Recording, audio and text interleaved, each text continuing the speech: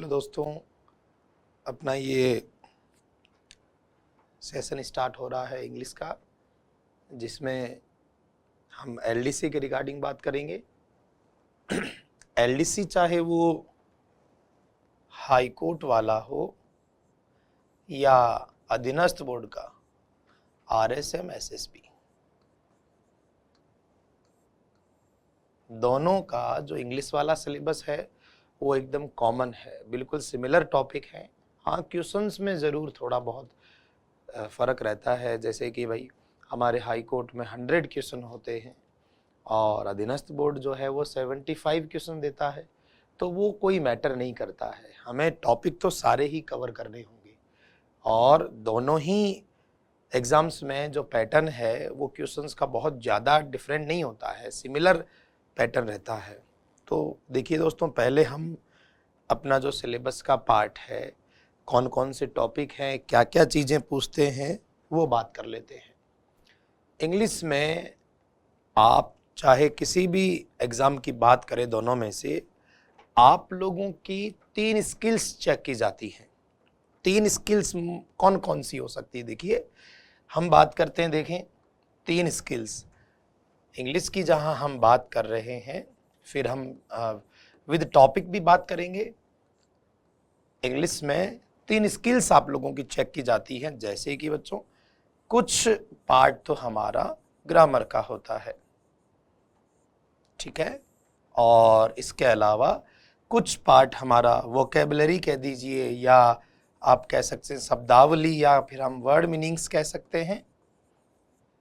और एक जो लास्ट का पार्ट होता है वो हमारा होता है कॉम्प्रीहेंशन का। 3 स्किल्स किसी भी एग्जाम में। हम लोग यहाँ एलडीसी की बात करेंगे, लेकिन फिर भी आप लोगों को ये नॉलेज होना चाहिए। तो ग्रामर में क्या चीज चेक की जाती है? ग्रामर में आपको बहुत सारे रूल्स वगैरह की नॉलेज होनी चाहिए कि किसी सेंटेंस को सही लिखना है। ग्रामर का मतलब क्या? ग्रामर जो है वो लैंग्वेज का एक तरीके से आधार है। वो लैंग्वेज सही बोली जा रही है, सही लिखा जा रहा है, ये जानकारी हमें ग्रामर से मिलती है। तो ग्रामर आप लोगों को ये बताती है कि हम जो बोल रहे हैं वो सही है या नहीं। जिस तरह से हिंदी में आपको कहा गया कि मोहन चल रहा है, ना कि चल रही है, तो ये कौन हमें शिक्षा देता है? ये हमें ग्रामर सिखाती है। किसी भी भाषा की ग्रामर हो सकती है वो। तो देखें बेटा, आपने इंग्लिश की बात कर रहे थे, तो कुछ क्वेश्चंस हमारे ग्रामर वाले टॉपिक से होते हैं, जिनके लिए हमें रूल्स भी पढ़ने होते हैं, प्लस इनकी हमें जो क्वेश्चंस है टॉपिक वाइज, उन क्वेश्चंस की प्रैक्टिस करनी होती है।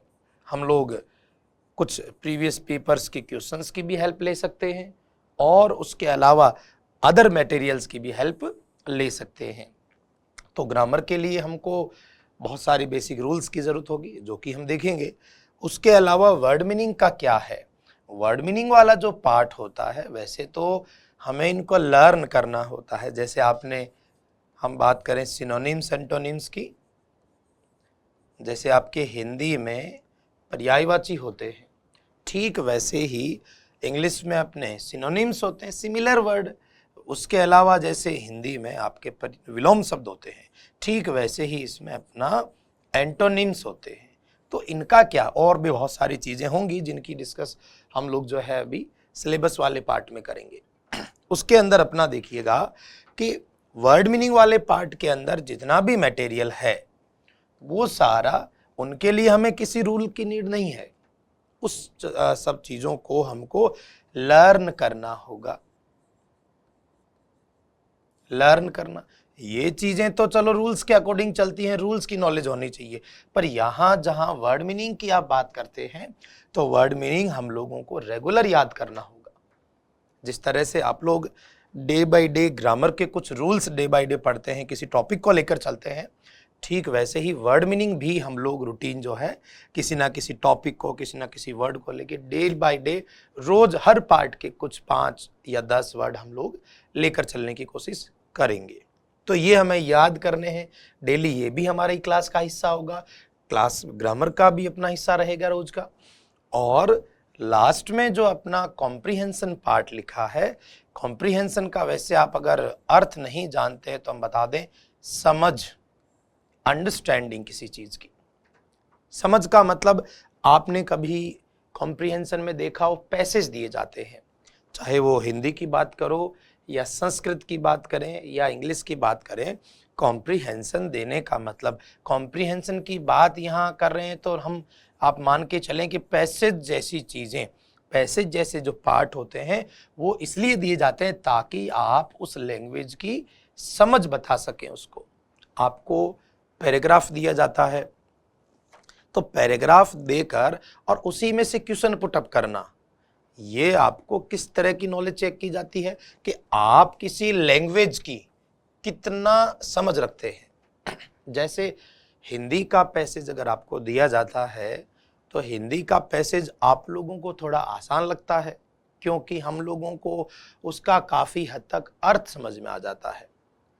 पर बात अगर आप अंग्रेजी की करते हैं तो अंग्रेजी में थोड़ा सा बच्चों की क्या है, वर्ड मीनिंग थोड़ा सा कमजोर होने की वजह से, क्योंकि हमारा एनवायरनमेंट इतना अच्छा नहीं होता है इंग्लिश में, तो बच्चा समझ विकसित नहीं कर पाता है, तो इसलिए उसको पैसेज भी ऐसा लगता है जैसे ये कोई टॉपिक हो, जबकि ऐसा नहीं है। हम लोग अगर कुछ ग्रामर को और वर्ड मीनिंग बहुत अच्छे से तैयार कर लें तो हमारा जो ये कॉम्प्रिहेंशन का समझ वाला हिस्सा है ये भी बहुत अच्छे से कवर हो सकता है। हम लोग कोशिश करेंगे क्लास में कि प्रीवियस ईयर्स के कुछ पैसेजेस को हम लोग जो है सब साथी मिलकर डिस्कस करते रहेंगे क्लास में।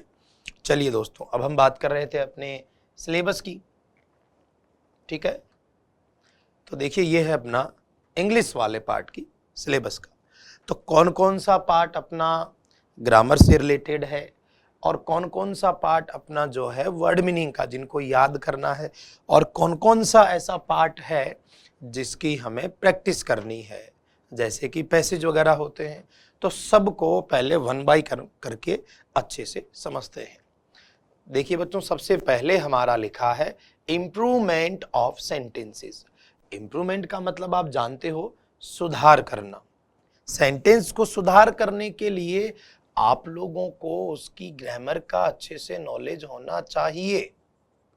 अगर आप बात करते हैं किसी सेंटेंस को इम्प्रूव करने की, जैसे काफी सारे टॉपिक्स में से ऑप्शंस वाले क्वेश्चन आते हैं, तो वो आपको कहते हैं कि आप यहाँ क्या इम्प्रूवमेंट कर सकते हैं। बहुत सारे क्वेश्चंस आते हैं, मैं एक बहुत इजी क्वेश्चन आपको लेकर एक हल्का सा आइडिया दे देता हूं। जैसे मान लीजिए आपको कोई सेंटेंस दिया हो, जैसे ये दिया है ही इज, और यहां आपको लिखा स्पेस ऑनेस्ट, और ऑप्शंस दिए जाए, मान लीजिए ए, दूसरा ऑप्शन हमें दिया जाए एन, तीसरा ऑप्शन हमें दिया जाए the, and the fourth option is none of the above, या कोई नहीं।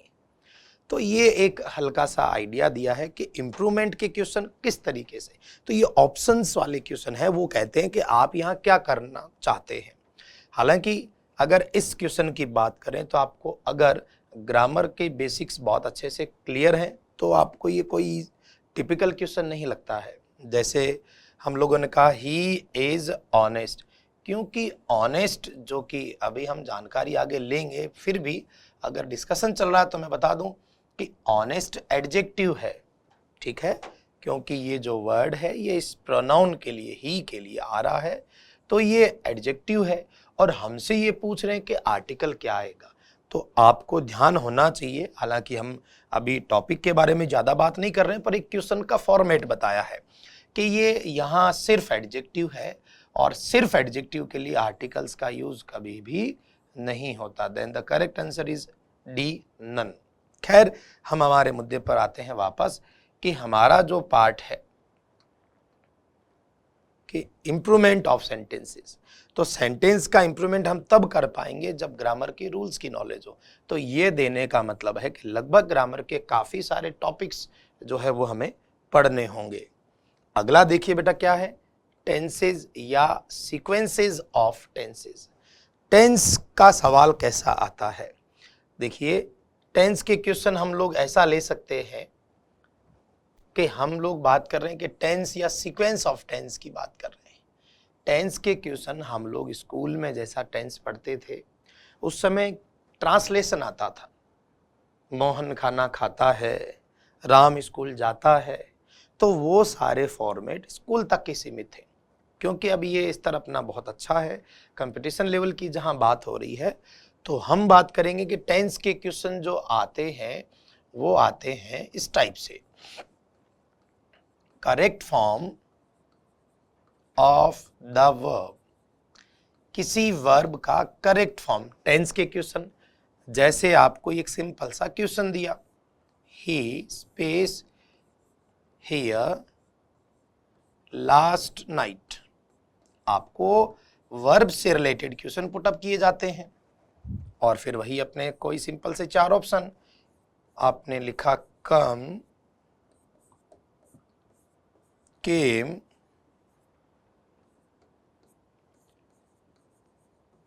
कम्स या डी इज कमिंग, कोई भी ऑप्शंस आपको दिए हैं। तो टेंस के क्वेश्चन कुछ इस तरीके से आते हैं। तो आपको टेंस का नॉलेज होना चाहिए कि ये सेंटेंस देखिए, आपको यहां एक वर्ड दिया है जो आपको ये बता रहा है कि जो ये काम हुआ है इसका टाइम क्या रहा होगा। जैसे लास्ट नाइट, तो लास्ट नाइट यानी पिछली रात को, यानी पास्ट, भूतकाल। तो वैसे खैर आगे बात करेंगे, पर यहां आंसर क्या होगा, केम। तो इस तरह के जो क्वेश्चन है वो हमारे टेंस में आते हैं, तो ये भी हमें बहुत अच्छे से जानकारी लेनी होगी। वॉइस है, एक्टिव से पैसिव वॉइस में चेंज करना, इसके लिए वही बेसिक रूल्स जो हम लोग स्कूल टाइम से पढ़ते आ रहे हैं उनको अच्छे से पढ़ना होगा। सिंपल क्वेश्चन आता है, चाहे वो एक्टिव से पैसिव में चेंज करवाता हो या पैसिव से एक्टिव में चेंज करवाता हो। ठीक इसी तरह एक प्रैक्टिकल टॉपिक है अपना नरेशन, ये भी ग्रामर के अकॉर्डिंग ही पढ़ा जाता है। आपको स्टेटमेंट दिए जाते हैं जो डायरेक्ट भी हो सकते हैं और इनडायरेक्ट भी, कि आपको किसी ने कोई बात कही और आप उसको इन्वर्टेड कॉमा में उसी की भाषा में लिख रहे हैं तो वो डायरेक्ट हो गया, और उसको हम अपनी लैंग्वेज में बना के लिख रहे हैं तो इन्वर्टेड कॉमा हटाकर इनडायरेक्ट हो गया। तो इसके लिए भी काफ़ी सारे छोटे बड़े नियमों की जानकारी होनी चाहिए, तो ये भी हमें पढ़ना होगा। नेक्स्ट देखिए बेटा, ट्रांसफॉर्मेशन ऑफ सेंटेंसेस। ट्रांसफॉर्मेशन है ये, ट्रांसलेशन नहीं है। ट्रांसफॉर्मेशन का और ट्रांसलेशन का दोनों का थोड़ा ध्यान रखना होगा हमें। ट्रांसलेशन में लैंग्वेज बदल जाती है, जैसे अगर हिंदी से इंग्लिश की बात करेगा तो वो भाषा बदल गई, उसको हम ट्रांसलेशन कहते हैं। यहां लिखा हुआ है ट्रांसफॉर्मेशन। ट्रांसफॉर्मेशन का मतलब है रूपांतरण, लेकिन भाषा नहीं बदलनी चाहिए। जैसे असर्टिव से ये बात कर रहा है नेगेटिव में, यानी सिंपल सा जो सकारात्मक एक वाक्य है उसको नेगेटिव में बदलना है। जैसे मैंने कहा, मैं स्कूल जाता हूं और मैं स्कूल नहीं जाता हूं, कुछ इस तरह का। हमको सिंपल को इंटरोगेटिव यानी प्रश्नवाचक में भी बदलना आना चाहिए, और इनको एक्सक्लेमेटरी जो ये विस्मयादि बोधक वाक्य होते हैं इसमें भी बदलना आना चाहिए। और वाइस वर्सा, वाइस वर्सा मतलब क्या होता है बेटा, कि आपको असर्टिव से इन सब में भी बदलने के लिए कहा जा सकता है, और इन सब को उल्टा असर्टिव में भी बदलने के लिए कहा जा सकता है। यानी हमें दोनों तरीके से अच्छे से तैयारी करनी होगी। जैसे एक्टिव से पैसिव भी बदलने को दिया जा सकता है और पैसिव से एक्टिव में भी, हमें तो बेसिक नियमों की जानकारी होनी चाहिए। तो ठीक यहां भी वही कह रहा है, जैसे डायरेक्ट एंड डायरेक्ट में भी पूछ सकता है वो, कि डायरेक्ट का सेंटेंस देकर इनडायरेक्ट बनवाता है और इनडायरेक्ट का देकर डायरेक्ट बनवाता है, तो दोनों ही तरह की चीजों की जानकारी होनी चाहिए। आगे देखिए, तो ये आपको अच्छे से इनके जो फॉर्मेट है उनको पढ़ना पड़ेगा, इसके लिए भी रूल्स वगैरह हैं थोड़े बहुत, वो है। इसी की क्रम में ग्रामर से रिलेटेड और देखिए काफी इंपॉर्टेंट पॉइंट है आर्टिकल्स। आर्टिकल्स जिसमें आप इन वर्ड्स की बात करते हैं, ए एन और दा की। ए एन दा का हमको यूज पढ़ना होता है। जैसे ये काफी पुराने टाइम से, स्कूल टाइम से ही जो है चर्चा में रहता है, ए का यूज, एन का यूज, दा का यूज। तो इनको हम लोग, अब अपना लेवल बहुत अच्छा है, अच्छे टाइप के क्वेश्चन आते हैं, तो उसी तरह का जैसा अभी हम शुरुआत में एक क्वेश्चन डिस्कस कर चुके हैं, ठीक उस टाइप के क्वेश्चन इसमें आते हैं। तो ये हमें इनके बारे में अच्छे से नॉलेज होनी चाहिए, और नॉलेज भी कौन सी, बेसिक से लेके टॉप लेवल तक की। अगर किसी टॉपिक का आपका बेस बहुत अच्छा है, बहुत छोटी छोटी चीज़ों की जानकारी है, तो आप इनमें रूल्स में कभी नहीं फंसेंगे। जैसे मान लीजिए ये आर्टिकल की जहाँ बात चल रही है, तो एक सिंपल सा क्वेश्चन हम ले लेते हैं, बात कर रहे हैं सिलेबस को चर्चा कर रहे हैं, कोई टॉपिक नहीं पढ़ रहे हम लोग। जैसे मैंने कहा वुड फ्लोट्स ऑन वाटर, ये एक अपना क्वेश्चन है और ये किसी एग्जाम का ही है, तो हम ऑप्शंस देख लेते हैं। एन ए द और इनमें से कोई नहीं। लकड़ी पानी पर तैरती है, तो ये आर्टिकल की क्वेश्चन है।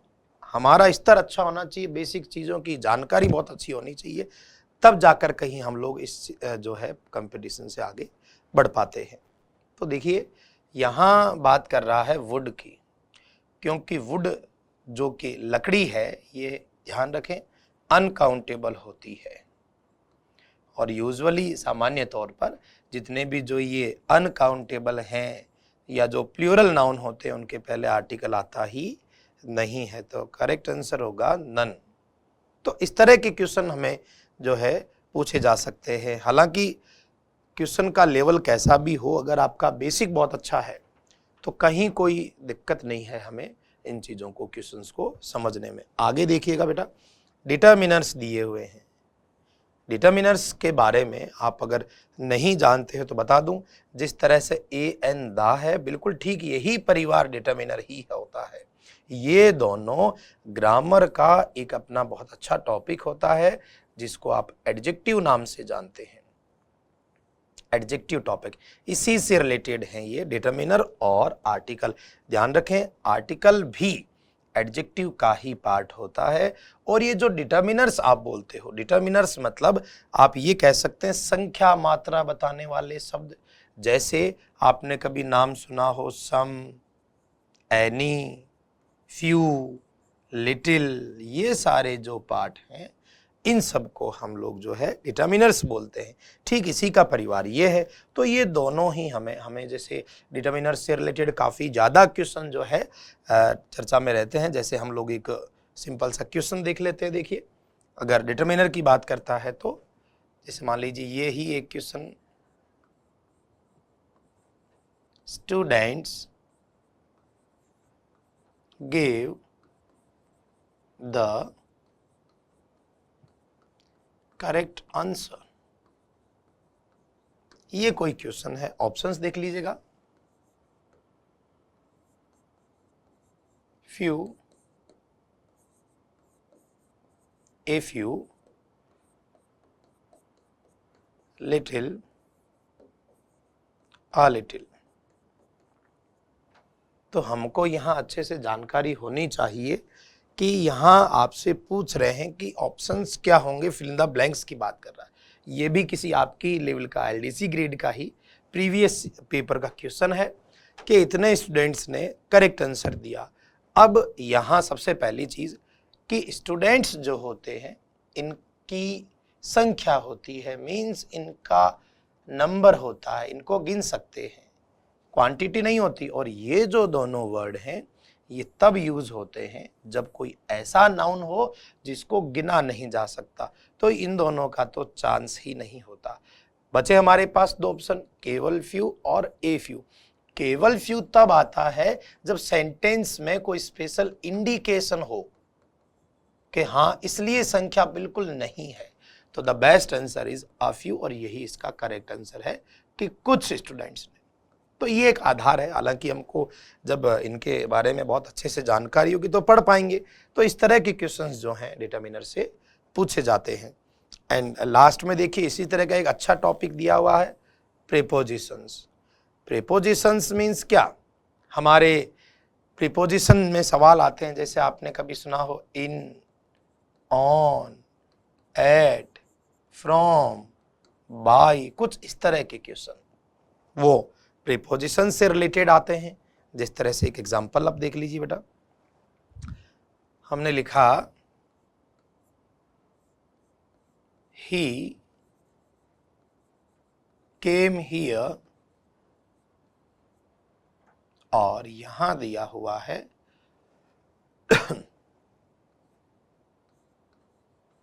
बस, और ऑप्शंस आपको दे रखे हों इन, ऑन, बाय, ऑन टू, तो वह यहां आया बस से।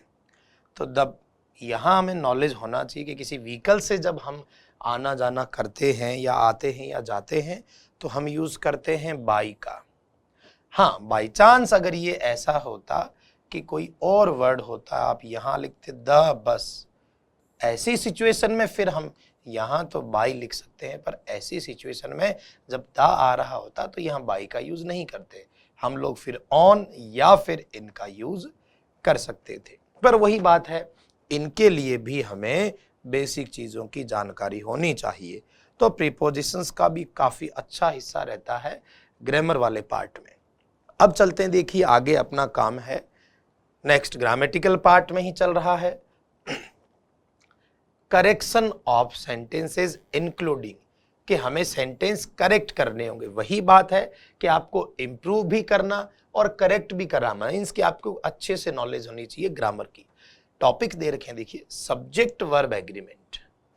सब्जेक्ट वर्ब एग्रीमेंट का जो एक पार्ट है, सब्जेक्ट वर्ब एग्रीमेंट मीन्स आपको नॉलेज होनी चाहिए इन चीजों की कि कौन सा सब्जेक्ट सिंगुलर है, कौन सा सब्जेक्ट प्लूरल है और किसके साथ कैसी वर्ब आएगी, उससे रिलेटेड होता है अपना सब्जेक्ट वर्ब एग्रीमेंट। जैसे टॉपिक का नाम है अपना subject verb agreement.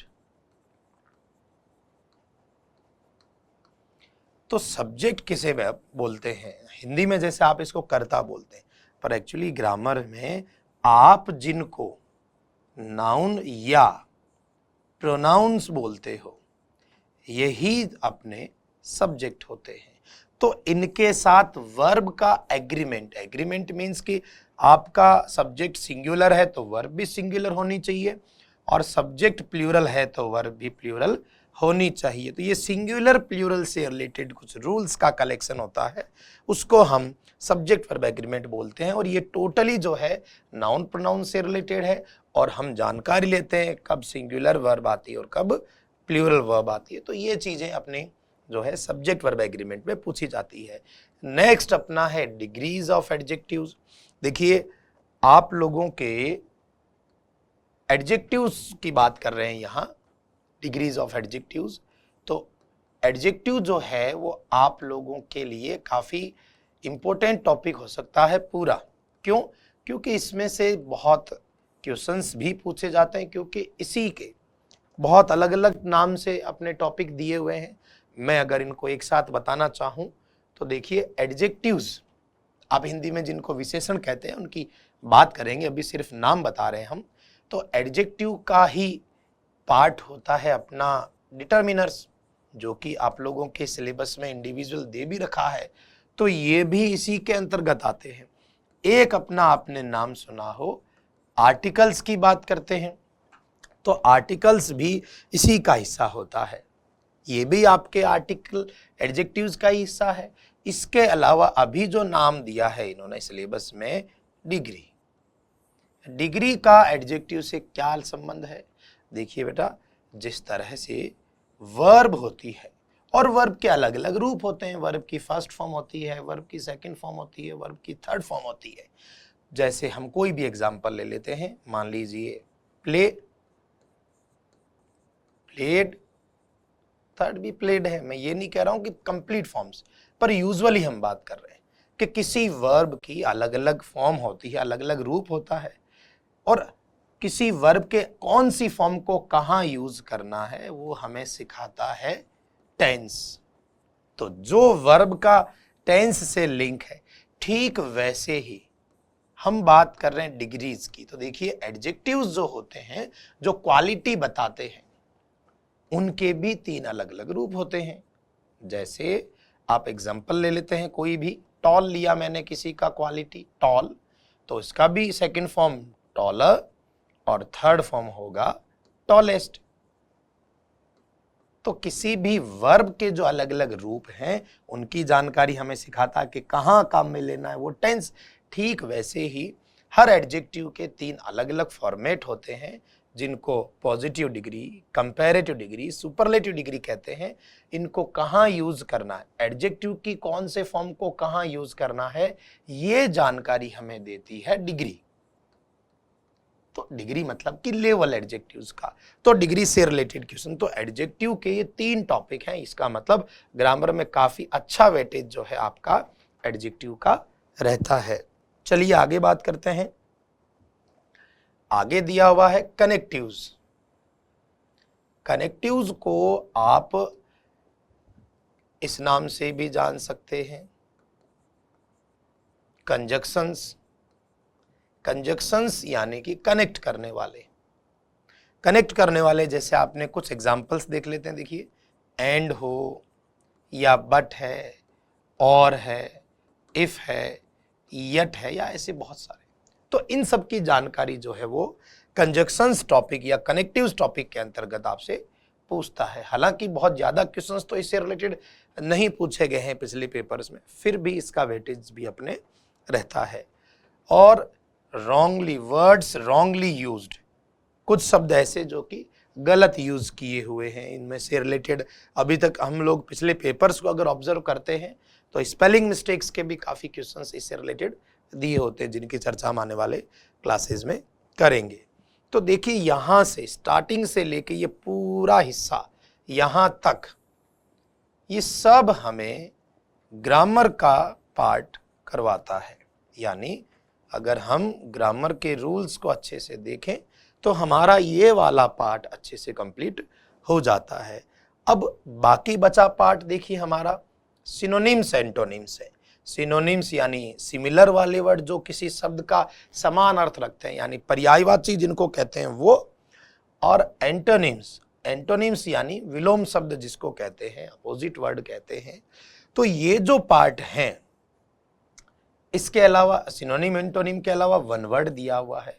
One word substitution. Substitutions का मतलब ये है कि आपको पूरा एक सेंटेंस दिया हो और उसके लिए आपको एक वर्ड पूछा जाए। जैसे मान लीजिए हमने लिखा कि एक व्यक्ति जिसको दिखाई नहीं देता उसे कहते हैं, तो हम एक वर्ड में कह देते हैं अंधा।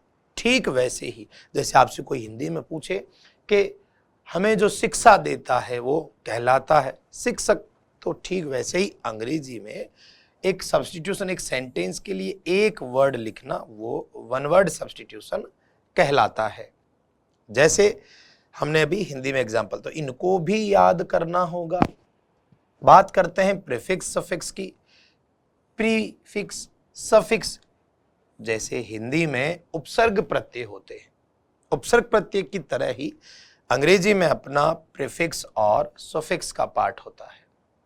किस वर्ड के पहले क्या अटैच होना चाहिए या किस वर्ड के एंड में क्या अटैच हो सकता है, वो सारी जानकारी। जैसे मान लीजिएगा आपसे प्रीफिक्स सफिक्स की बात करें, एक वर्ड एग्जाम में काफी बार डिस्कशन चर्चा में रहता है।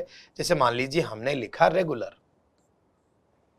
तो रेगुलर वर्ड के प्रीफिक्स क्या हो सकता है, तो जैसे हम इसका अपोजिट बनाते हैं तो क्या बनता है, इर्रेगुलर।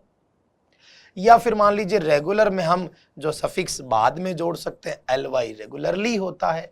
तो इन चीजों की जानकारी हमको होनी चाहिए। तो ये सारी चीजें पूछी जाती है प्रीफिक्स सफिक्स में। हालांकि इसको भी हमको जो है काफी सारे वर्ड्स ध्यान में रखने होंगे, इनके लिए डिस्कस करते रहना होगा, तो ये भी हमें याद रखना होगा। नेक्स्ट है कंफ्यूजेबल वर्ड्स। कंफ्यूजेबल वर्ड्स से रिलेटेड बात करते हैं कि ऐसे वर्ड जो थोड़ा सा कंफ्यूजन क्रिएट कर देते हैं। जैसे मान लीजिए हमने कोई वर्ड लिखा है, जैसे बहुत कॉमन वर्ड बात कर लेते हैं, जैसे ये 2 वर्ड हैं, प्रिंसिपल और प्रिंसिपल। तो 2 वर्ड हैं, बोलने में यानी प्रोनाउंसिएशन की अगर बात करते हैं तो प्रोनाउंसिएशन, उच्चारण तो दोनों में कोई खास फर्क नहीं है, लेकिन दोनों अलग अलग अर्थ रखते हैं, अलग अलग उपयोग रखते हैं। जैसे ये प्रिंसिपल का मतलब होता है मुख्य, प्रधान, प्रधानाचार्य, और ये वाला प्रिंसिपल का मतलब होता है सिद्धांतों की बात करते हैं जब नियम, तो इनका अलग अलग अर्थ, अलग अलग यूज है। तो इन चीजों की जानकारी होनी चाहिए हमें, जो कि हमें लर्न करना होगा, याद करना होगा। तो ये भी याद करेंगे हम सब। और idioms and phrases, idioms and phrases का क्या मतलब हुआ? इडियम्स एंड फ्रेजेस का मतलब है हम लोगों को जानकारी होनी चाहिए, हम लोगों को जानकारी होनी चाहिए कहावत मुहावरों की, कहावत मुहावरों की भी जानकारी होनी चाहिए। ठीक है। इसके अलावा एक चीज और भी अपने एग्जाम्स में रहती है, जो कि ग्लोसरी के नाम से रहता है, ग्लोसरी ऑफ टेक्निकल वर्ड्स, कार्यालय पारिभाषिक शब्दावली, ग्लोसरी ऑफ टेक्निकल वर्ड्स। ये भी अपने सिलेबस का ही हिस्सा है।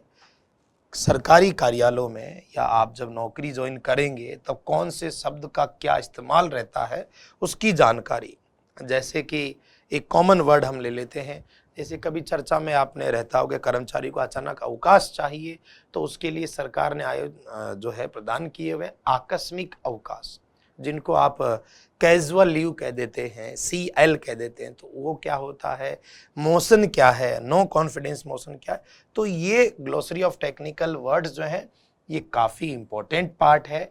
ये हिंदी में भी 5 क्वेश्चन आते हैं और इंग्लिश में भी 5 क्वेश्चन, लगभग 8 से 10 क्वेश्चन का पार्ट कवर करते हैं और ये हमें याद करने होंगे। तो ओवरऑल ये एक सिलेबस का अपना जो है रूपरेखा हमने बता दी है। अगर इन सबको हम अलग अलग डिवीजन में बांटे तो देखिए किस तरीके से अपना काम रहता है, वो हम बात कर लेते हैं।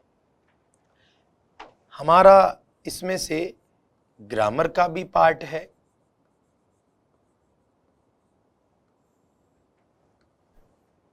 और वर्ड मीनिंग का भी पार्ट सिलेबस में अपना दिया हुआ है, और इसके अलावा कॉम्प्रिहेंशन वाला पार्ट भी उपलब्ध है।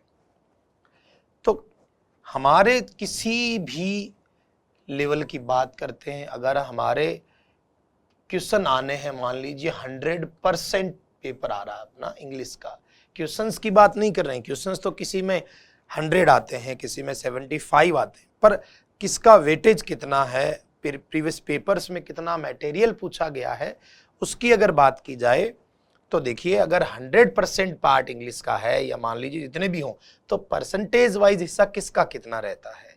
तो ग्रामर के आप क्वेश्चंस देखेंगे तो लगभग 50 से 60% हिस्सा जो रहता है वो ग्रामर वाले पार्ट का रहता है। 50 से 60% का हिस्सा ग्रामर वाले पार्ट का रहता है। ठीक है, जिसमें हम लोगों ने अभी बहुत सारे टॉपिक्स डिस्कशन किए हैं, जैसे कि अपना एडजेक्टिव हो गया है, प्रीपोजिशन हो गया है, टेंस हुआ है। तो ये सारे जो पार्ट हैं ये लगभग इतना पार्ट कवर होता है। नेक्स्ट बात करते हैं हम वर्ड मीनिंग की। मैंने कहा कि इनके लिए रूल्स की जरूरत नहीं, इनको तो लर्न करना होगा। तो ये भी बहुत इंपॉर्टेंट पार्ट है, और बहुत इंपॉर्टेंट इसलिए भी है क्योंकि एक जो कंपटीशन की तैयारी करने वाला जो एक छात्र या जो विद्यार्थी है वो हमेशा लंबे टाइम जो है ग्रामर से जुड़ा रहता है, दिन भर क्वेश्चंस भी ग्रामर के कर लेता, लेकिन वर्ड मीनिंग को इग्नोर कर देता है। और आपको पता है कि इनके तो सिर्फ 50 से 60% क्वेश्चन होते हैं, बाकी का जो काफी बड़ा हिस्सा है वो वर्ड मीनिंग कवर करती है, जिसको रेगुलरली बच्चे याद नहीं करते थे। ये भी हमारे लिए बहुत ज्यादा जरूरी पार्ट है। तो इनको भी हमें इनको याद करना। इनके क्वेश्चन कितने रहते हैं, आराम से मान के चलें तो लगभग 30-35% क्वेश्चन जो हैं वो इससे रिलेटेड होते हैं, जिनकी हमने बात की, जैसे कि अपना एंटोनिम्स सिनोनिम्स हो गया है, इसके अलावा वन वर्ड सब्स्टिट्यूशन हो गए हैं, इसके अलावा अपना प्रीफिक्स सफिक्स का हो गया है, इसके अलावा अपना ग्लोसरी वाला पार्ट है। तो ये सारे हमको लर्न करने होंगे। और याद करने का क्या तरीका, इनके लिए कोई दवाई तो है नहीं जिनको कि भाई दे दे और याद हो जाए। इनका तो फिक्स एक ही इलाज है कि आप रेगुलर जिस तरह से थोड़ा थोड़ा ग्रामर का पाठ करते हो, ठीक वैसे ही रोज थोड़ा थोड़ा हिस्सा आप लोगों को वर्ड मीनिंग का भी करना होगा। साथ के साथ लेकर चलेंगे तभी काम बनेगा, नहीं तो आप अगर सिर्फ ग्रामर के भरोसे बैठे हैं तो आपके वही 50 से 60% मार्क्स बनने हैं और अगली बार फिर से तैयार हो जाना मैदान में आने के लिए। तो आप इतना ही पार्ट कवर कर रहे हैं तो मेन पार्ट तो रह गया, और यही एक ऐसा पार्ट है जो आप लोगों को बाकी साथियों से थोड़ा आगे लेकर जाते हैं। और आपको पता है कि मार्जिन, रिजल्ट्स में मार्जिन कितना रहता है, पॉइंट्स में बच्चे रहते हैं, तो वो पॉइंट्स यहाँ से कवर होंगे। ग्रामर आप बहुत अच्छे से पढ़ रहे हैं, नो डाउट, कोई इश्यू नहीं है, पर ग्रामर के साथ हमको वर्ड मीनिंग भी तो कवर करनी होगी। अगर वर्ड मीनिंग नहीं कर पा रहे हैं तो सिर्फ ग्रामर से आप सिर्फ एग्जाम में बैठ सकते हैं, उसको फाइट करके आगे नहीं बढ़ सकते, क्योंकि आपको पता है कि कंपटीशन में आपकी हर स्किल्स चेक की जाती है। तो फिर हम आधी अधूरी स्किल्स के साथ कैसे उतरे मैदान में। तो जैसे ग्रामर वाला पार्ट है अपना, ठीक वैसे ही वर्ड मीनिंग वाले पार्ट को भी आपको साथ के साथ ही कवर करना होगा। ठीक है, तो ये हम लोग जो है रूटीन लेकर चलेंगे आज से ही अपना। कल कुछ नहीं होता है, आने वाले कल के बारे में हमें नहीं पता, हमें तो आज जो सामने है उसी से रिलेटेड तो कंटिन्यू अपना चलेगा। और रही बात पैसेज की या कॉम्प्रिहेंशन में आपसे चेक किया जाता है, तो इसके 10 से 20% क्वेश्चन इसके भी होते हैं।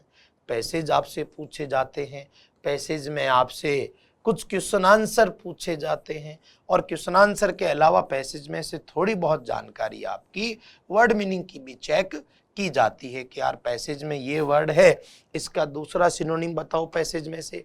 तो ये सारी जानकारी भी हमारी रहती है कॉम्प्रिहेंशन का। तो देखो, सब पार्ट अपना अपना इंडिविजुअल हिस्सा लेकर चलते हैं। ऐसा नहीं है कि आप किसी एक हिस्से को लेकर बैठ जाएं। अगर आप सिर्फ एक के भरोसे रहते हैं तो ये इसको तैयारी नहीं कही जा सकती। ये सिर्फ एक कंपटीशन में बैठना हुआ, उसको पार करना नहीं हुआ। तो अगर पार करना है तो ग्रामर के साथ साथ रोज हमें 5-10 वर्ड, रोज वर्ड मीनिंग भी कवर करना होगा। और कवर करने का मतलब आप लोगों को नोटबुक में लिखना होगा। जैसे जैसे क्लास में बताया जाता है, जिस तरीके से ग्रामर में आप मेहनत करते हो, ठीक वैसे ही वर्ड मीनिंग भी आप लोगों को रोज लिखनी होगी। ठीक है, हम आज से ही लिखना स्टार्ट करेंगे।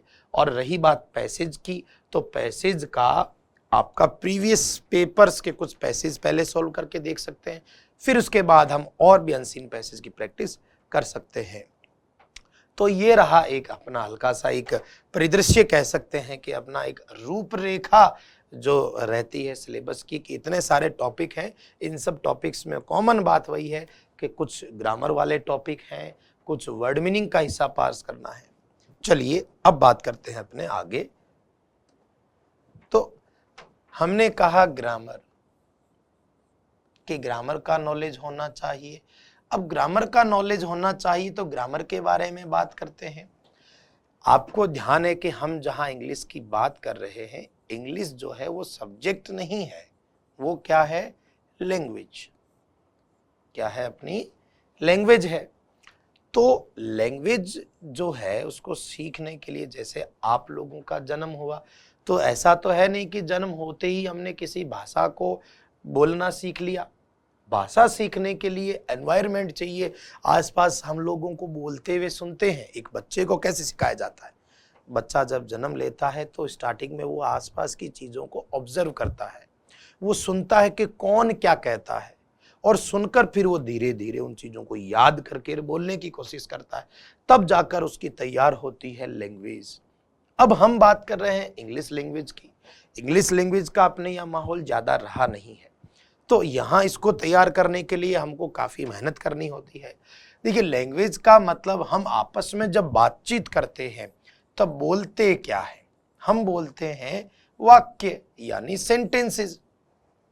हम जैसे मान लीजिए मैं आपसे अभी बात कर रहा हूँ या आप आपस में बात करते हो, तो करते तो भाषा में, पर भाषा का मतलब क्या, हम बोलते तो सेंटेंस ही हैं, जिनको आप अपनी भाषा में क्या कहते हैं, वाक्य। तो बोलना तो सेंटेंस ही है। हाँ, सेंटेंस से अपनी भाषा समझ में आती है। और सेंटेंस जो है, सेंटेंस किससे बना, सेंटेंस बनता है अलग अलग टुकड़ों से, जिनको हम क्या कहते हैं, शब्द। वर्ड कह दीजिए अंग्रेजी में, और हिंदी में जिनको हम क्या कह देते हैं, शब्द कह देते हैं। तो शब्दों की जानकारी होनी चाहिए, और शब्दों की जानकारी हो तो शब्दों की जानकारी किससे होगी, हमें अक्षरों से। तो अक्षर किसको बोलते हैं, लेटर। लेटर मीन्स अक्षर। तो हमारी सीढ़ी ये होनी चाहिए कि अगर हमें कोई भाषा सीखनी है, हमें सीखना है कोई भाषा, तो हमारा जो शुरुआत है, हमारी जो सीढ़ियां, वो ये होनी चाहिए। सबसे पहले हमें अक्षरों की जानकारी होनी चाहिए जो भाषा सीख रहे हैं उसके। फिर उसके बाद में हमें जानकारी होनी चाहिए शब्दों की, और उसके बाद हमें जानकारी होनी चाहिए वाक्यों की, जिससे कि हमारे किसका निर्माण होता है, भाषा का। ये क्रम है अपना। मान लीजिए आपने बचपन में हिंदी भाषा सीखने की कोशिश की, तो हिंदी भाषा में आपको सबसे पहले क ख ग सिखाए जाते हैं, मात्राएं सिखाई जाती है, और उसके बाद फिर आपको शब्द बनाए जाते हैं। जैसे मान लीजिए कमल, तो कमल आपको शब्द बनाया। उसके बाद आपको वाक्य बनाने सिखाए गए, जैसे कमल घर चल, कमल घर चल, ये एक अपना वाक्य बन गया। ठीक, अब बात करते हैं अपने अंग्रेजी की। ये तो रही हिंदी की बात है, हम बात कर रहे हैं यहाँ इंग्लिश के बारे में। तो देखिए इंग्लिश में अक्षर किसको बोलते हैं, सबसे छोटी यूनिट। शुरुआत हमको अक्षरों से करनी होती है। जैसे मान लीजिए हम किसी छोटे से बच्चे को अगर अंग्रेजी भाषा सिखाने की बात कर रहे हैं, तो सबसे पहले उसको क्या सिखाएं। तो अंग्रेजी भाषा अगर सिखाने की कोशिश कर रहे हैं, तो सबसे पहले बच्चे को अक्षर का ज्ञान होना चाहिए। जैसे आप लोग अंग्रेजी में क्या सिखाते हैं, ABCDEFGHIJKLM। सबसे पहले अक्षरों का ज्ञान सिखाया जाता है, जिनको आप ABCD कहते हैं। तो सबसे पहले बच्चे को, यानी साथियों, विद्यार्थियों को जो सबसे पहले अंग्रेजी में जानकारी होनी चाहिए अक्षरों की। जैसे अंग्रेजी में अक्षर कितने हैं, 26, यानी ABCD में अक्षर 26 ही तो हैं। तो आप जिस भाषा को सीखना चाहते हैं उसमें अक्षर तो 26 ही हैं, उनके अलावा तो कुछ नहीं है। भाई आपके जितने भी शब्द बनते हैं उनमें अक्षर 26 ही हो सकते हैं, 26 के अलावा 27वां कोई अक्षर नहीं है। तो हमें सबसे पहले अक्षरों को सीखना चाहिए, और अक्षर से बनते हैं शब्द। तो हमारा जो ज्ञान व्याकरण का स्टार्ट करेंगे हम लोग, वो शुरू करेंगे शब्दों से, शब्दों की जानकारी से, क्योंकि अक्षर तो सबको ध्यान में रहते हैं। ABCD जो है वो सभी को ध्यान में रहती है, कोई नई चीज नहीं है। हम सब जान सकते हैं कि अंग्रेजी में कोई भी शब्द लिखा हो उसके अक्षर तो 26 ही हैं। तो उन 26 को तो सब जानते हो, A है, B है, C है, D है। लेकिन उससे जो शब्द बनते हैं, यहां से अपना ज्ञान प्रारंभ होना चाहिए। तो हम लोग जो नेक्स्ट अपनी क्लास होगी वो शब्दों से संबंधित करेंगे हम लोग। तो यहाँ एक आपको सिस्टम बताया हुआ है कि इस तरीके से हम लोग जो है अंग्रेजी व्याकरण को सीख सकते हैं। तो यहीं से अपनी शुरुआत करते हैं। इसी के साथ हम लोग बात करेंगे कुछ वर्ड मीनिंग्स की, क्योंकि भाई वर्ड मीनिंग भी हमारे लिए बहुत ज़रूरी है। तो हम लोग जो है थोड़ा बहुत रोज 1 बाय 1 करके कुछ वर्ड याद करेंगे। जैसे हम लोग स्टार्ट करते हैं अपना 1 वर्ड सब्स्टिट्यूशन।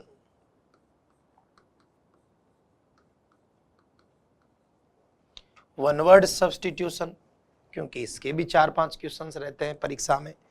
तो वन वर्ड सब्स्टिट्यूशन का याद करना है हमें, वाक्यांश के लिए एक शब्द। तो हम इनको याद करते हैं अलग अलग ग्रुप्स बनाकर, ताकि हमें याद करने में आसानी हो, जिसको कह सकते हैं रूट वर्ड। काफी सारे रूट वर्ड हैं जिनको साथ में लेकर, जिनको जोड़कर हम लोग जो है वर्ड मीनिंग याद कर सकते हैं। तो आज उसी तरह से एक वर्ड हम लेते हैं, रूट वर्ड। इतने वर्ड जिनके एंड में CIDE, साइड लिखा आता है। अगर बात करें हिंदी की, तो उसका अर्थ होता है किसी ना किसी की हत्या, अगर हिंदी में अर्थ देखा जाए तो। रही बात अंग्रेजी की, तो अंग्रेजी में हमारा इनका मीनिंग रहता है किलिंग या मर्डर ऑफ। हम रोज के 5-10 वर्ड याद करते जाएंगे तो हमारा ज्ञान भी बढ़ेगा। सिर्फ व्याकरण आधार नहीं है हमारी पढ़ाई का, हमको वर्ड मीनिंग भी साथ लेकर चलनी होगी अगर आगे बढ़ना है तो। नहीं तो सिर्फ ग्रामर आपको 50% हिस्सा ही सिखा पाएगी अंग्रेजी का। इसीलिए रोज रूट वर्ड से हमको जोड़ते हुए जाना है। तो देखिए आज हम इसके कुछ शब्दों को लेते हैं साथ में। जैसे साइड वाले वर्ड की बात करेंगे हम, ये एक आधार है। जैसे 5 शब्द हम लिख के इनको डिस्कस करते हैं। पेरिसाइड,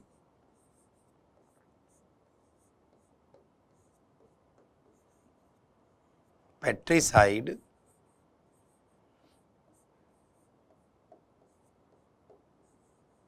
मेट्रिसाइड,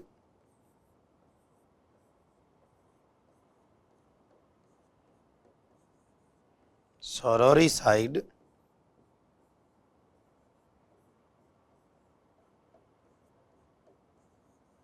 और फ्रेट्रिसाइड। तो यहां 5 वर्ड लिखे हैं। होने को तो 1 वर्ड लाखों हैं, याद लाखों तो नहीं किए जा सकते, फिर भी जितनी कोशिश है हम याद करते हैं ताकि परीक्षा में हम लोग अच्छे से मार्क्स कवर कर पाए। तो 5 वर्ड लिखे हैं, इनके बारे में बात करते हैं। देखिए साइड लिखा हुआ है सबके अंत में, तो यहां हम बात कर रहे हैं कि ये वर्ड हैं जिनके अंत में लास्ट में साइड वर्ड जुड़ा है। तो इनका मीनिंग हम मानकर चलते हैं, इनका मीनिंग होगा किसी ना किसी की हत्या। हत्या करनी नहीं हमें, वर्ड सीखने के हत्या अगर कर दी जाती है तो उस स्थिति को क्या कहा जाए। तो देखिए 5 वर्ड को, हालांकि इनके लिए कोई ट्रिक निर्धारित नहीं है, ये सिर्फ अपना अपना एक तरीका होता है। आप भी अपने तरीके विकसित कर सकते हैं अगर याद करना हो तो। देखिएगा जैसे सबसे पहला लिखा हुआ है पेरिसाइड। तो पेरिसाइड को कैसे याद करें, तो मैं तो ये बता सकता हूं कि PAR पैर, और पैर से बना पेरेंट्स। तो पेरेंट्स की हत्या क्या कहलाती है, पेरिसाइड। और एक आर और भी है इसमें, देखो पैर तक तो मैंने कहा पेरेंट्स हो गया होगा, तो ये जो एक आर और बचा इसका मतलब है रिलेटिव्स। तो आप इसको इस तरीके से ध्यान रख सकते हैं कि पेरेंट्स या रिलेटिव्स की हत्या कहलाती है पेरिसाइड। क्वेश्चन तो किसी भी तरीके से पूछ सकता है, वहां तो एक लैंग्वेज रहती है सीधी सी कि the murder of one's parents is called, फिर आपको वो 4-5 ऑप्शन दे देगा कि किसी के पेरेंट्स की हत्या कहलाती है, फिर वो अलग अलग ऑप्शन रहते हैं, फिर वो आपके सामने रहते हैं। तो पेरिसाइड यानी पेरिसाइड मीन्स पेरेंट्स की हत्या या रिलेटिव्स की, सगे संबंधियों की हत्या।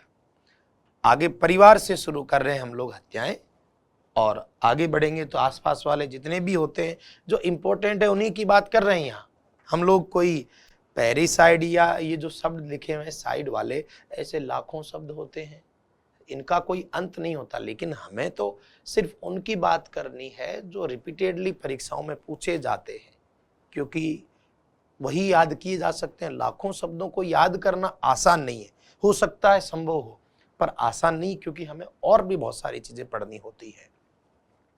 देखिए जैसे आगे अगला अपना लिखा हुआ है पेट्रिसाइड।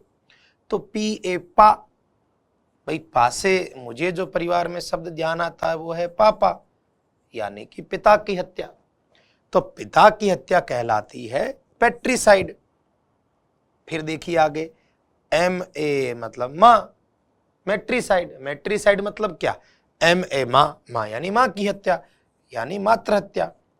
आपको अगर पूछ लिया जाए कि अगर कोई व्यक्ति अपनी माता की हत्या कर देता है तो उस हत्या को क्या कहेंगे, तो वो मेट्रिसाइड कहेंगे।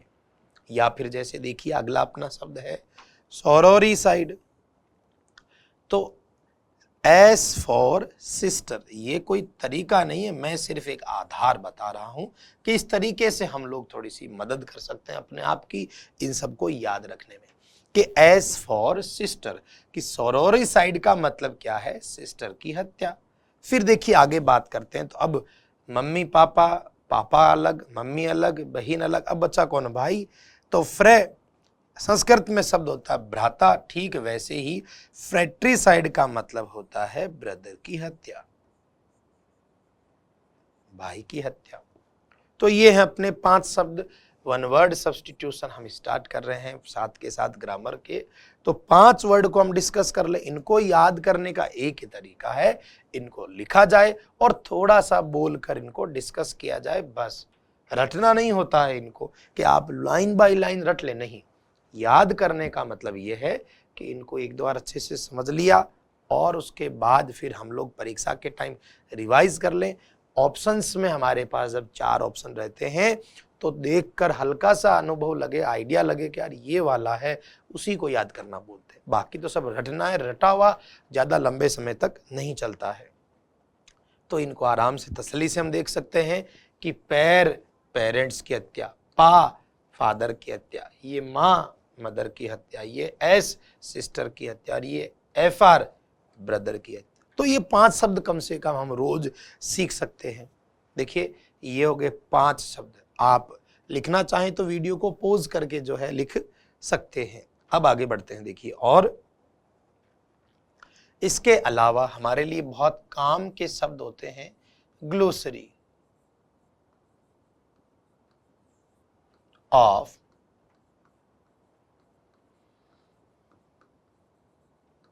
Technical terms. हिंदी में इनको कहते हैं कार्यालय पारिभाषिक शब्दावली। ये सभी परीक्षाओं में पूछे जाते हैं।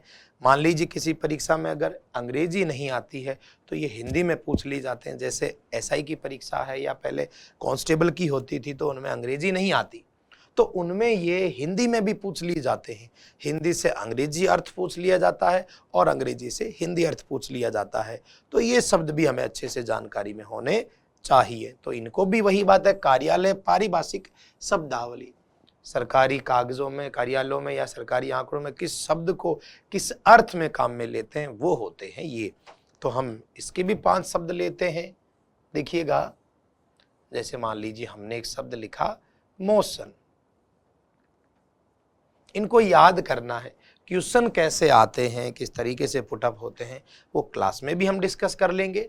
प्लस आप लोग भी अगर किसी कंपटीशन एग्जाम की, एलडीसी वगैरह की तैयारी कर रहे हैं तो आपके पास पिछले वर्षों के पेपर्स होना बहुत जरूरी है, ताकि हमें ध्यान रहे कि हम जिन चीजों को पढ़ रहे हैं उनके किस तरह के सवाल आए हुए हैं, किस लेवल के क्वेश्चंस आए हुए हैं। आप बिना पेपर देखे अगर तैयारी कर रहे हैं तो वो एक अच्छी तैयारी मैं नहीं मानता हूं। क्यों?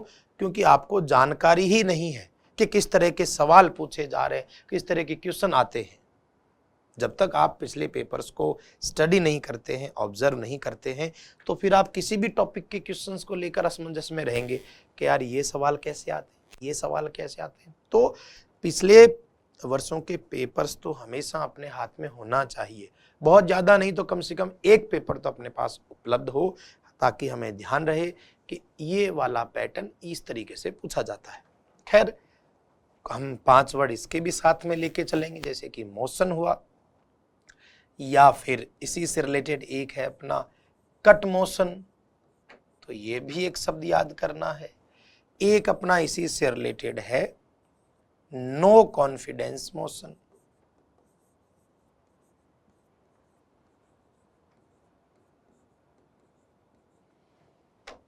या फिर हमने जो है अभी बात की थी कैजुअल लीव की, जिसको CL कहते हैं शॉर्ट में। और या फिर हम लोग जो है एक शब्द और ले लेते हैं बिल। बिल, तो ये हम लोगों को इंग्लिश से इंग्लिश में भी पूछे जा सकते हैं, मोस्टली ये हिंदी में भी पूछे जा सकते हैं। दोनों ही तरीके से जानकारी होनी चाहिए। पर अगर इनका हिंदी मीनिंग अच्छे से याद है तो हमारा 7, 8, 10 क्वेश्चन आते हैं इनके। हिंदी में भी इसका पार्ट बहुत इंपॉर्टेंट है और इंग्लिश में भी पार्ट इसका इंपॉर्टेंट है। तो देखिए, मोशन, वैसे तो अंग्रेजी में मोशन का अर्थ गति हो सकता है, हलचल हो सकता है, पर यहां बात कर रहे हैं टेक्निकल टर्म्स मोशन की, तो इसका एक्चुअल जो मीनिंग होगा वो होगा प्रस्ताव। जैसे कोई प्रस्ताव लाए, उसको पारित करवाना है। नेक्स्ट बचा है अपना कट मोशन। देखिए मोशन का तो आप समझ रहे हैं कि प्रस्ताव, तो कट का क्या, कटौती प्रस्ताव। किसी चीज में कोई कटौती करनी है तो वो कटौती प्रस्ताव, तो उसके लिए कट मोशन शब्द का यूज किया जाता है। बात करते हैं मोशन की, तो मोशन तो आप समझ रहे हैं प्रस्ताव। नो मतलब नहीं, कॉन्फिडेंस आप समझते हैं, आत्मविश्वास को बोलते हैं वैसे। तो नो कॉन्फिडेंस मोशन का कागजों में क्या काम, क्या वर्ड लेता है ये, तो आपने कभी नाम सुना भी हो, चर्चा में कई बार रहता है ये, अविश्वास प्रस्ताव। तो अविश्वास प्रस्ताव को नो कॉन्फिडेंस मोशन कहते हैं। जैसे अपना शब्द है कैजुअल लीव, तो कैजुअल लीव कब ली जाती है, क्या होती है, लीव का तो आप समझ रहे हैं अवकाश। कैजुअल का मतलब है जैसे आप रूटीन अपना काम करते हैं, अचानक किसी दिन कार्यालय में नहीं पहुंच पाए। अब अचानक कार्यालय में नहीं पहुंचे तो आपको अचानक अवकाश भी चाहिए, तो उसके लिए CL कैजुअल लीव यानी आकस्मिक अवकाश। हर विभाग में अलग अलग ये होते हैं, ठीक है। जैसे सामान्यतः जो LDC होते हैं इनको 15 अवेलेबल होते हैं आकस्मिक अवकाश। फिर वो उनके अलग अलग डिपार्टमेंट में जहां जहां है उस हिसाब से उनमें संशोधन होता रहता है। एक लिखा हुआ है बिल। बिल का मतलब जिस तरीके से हम एक शब्द आता है विधेयक, बिल भी प्रस्ताव जैसा ही है, इसको भी पास करते हैं विधेयक। तो ये शब्द हैं 5। अब इनका वही है कि चलो मोशन शब्द से लिया कि प्रस्ताव, कट मोशन कटौती प्रस्ताव, नो कॉन्फिडेंस मोशन अविश्वास प्रस्ताव, कैजुअल लीव आकस्मिक अवकाश, और बिल विधेयक। तो ये एक पार्ट हो गया। इसके अलावा एंटोनिम सिनोनिम का भी हम कुछ पार्ट रोज ले सकते हैं, कन्फ्यूजेबल वर्ड का भी हम रोज कुछ पार्ट ले सकते हैं। तो आज के लिए इतना ही। अगली क्लासेज में बाकी सारे वर्ड्स भी साथ लेंगे, इनको साथ लेते हुए। Thank you.